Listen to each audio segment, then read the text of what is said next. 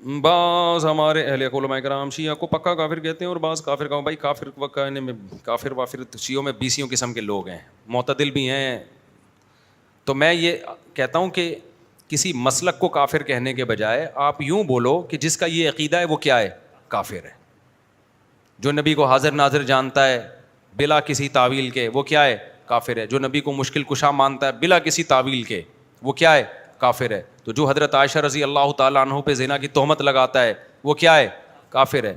تو چاہے وہ سنی ہو, چاہے وہ شیعہ ہو, چاہے وہ بریلوی ہو, کیونکہ نام فرقوں کے لے کے اس میں ایک تو مبالغہ بہت ہو جاتا ہے. بعض دفعہ سارے وہ کر نہیں رہے ہوتے ہیں, ہم سب کو لپیٹ دیتے ہیں اور پھر فرقواریت اس سے بڑھتی ہے, نفرتیں پھیلتی ہیں. اپنے ملک کو پہلے بچاؤ, جو تو حالت ہو گئی ہماری, لڑ کے ایک دوسرے کو ویسے ہی پڑھ کے کوٹ دیا ہم لوگوں نے. آسٹریلیا سے سوال ہے کہ ہم جا رہے تھے وہاں اگر نماز پڑھتے ہیں کہ ہم ان کو منع کرنے والے کہہ رہے ہیں. ہم جہاں آسٹریلیا میں رہتے ہیں وہاں اکثر اہل تشیع حضرات, وہاں جس علاقے میں رہتے ہیں وہاں زیادہ تر شیعہ حضرات ہیں, تو ہمارے گھر میں آ کر اپنی نماز پڑھتے ہیں. پڑھنے دو بھائی, میرے بھائی, وہ جائے نماز پہ ڈیلا رکھتے ہیں, رکھنے دو. آپ کے گھر آ کے نماز پڑھ رہے ہیں نا, کوئی آپ کے چوری تو نہیں کر رہا نا. بار بار میں ایک بات کہتا ہوں, دوسرے کے مسلک کو چھیڑو نہیں, اپنے مسلک کو چھوڑو نہیں. ہاں جب وہ حق کی تلاش میں آپ کے پاس آئے دلائل, تو علماء سے دلائل پوچھ کے اس کو محبت کے ساتھ سمجھا دو. مان جائے ٹھیک ہے, نہیں مانے تو اس کی مرضی ہے بھائی. اتنی دنیا میں اور کچھ ہو رہا ہے تو کیا ہو گیا. تو یہ ضرور ہے کہ کوئی بھی شخص, چاہے وہ سنی ہو چاہے وہ شیعہ ہو, آپ کے سامنے صحابہ کی گستاخی نہ کرے. وہ اب بولو بھائی یہ حدود سے کیا ہو رہا ہے.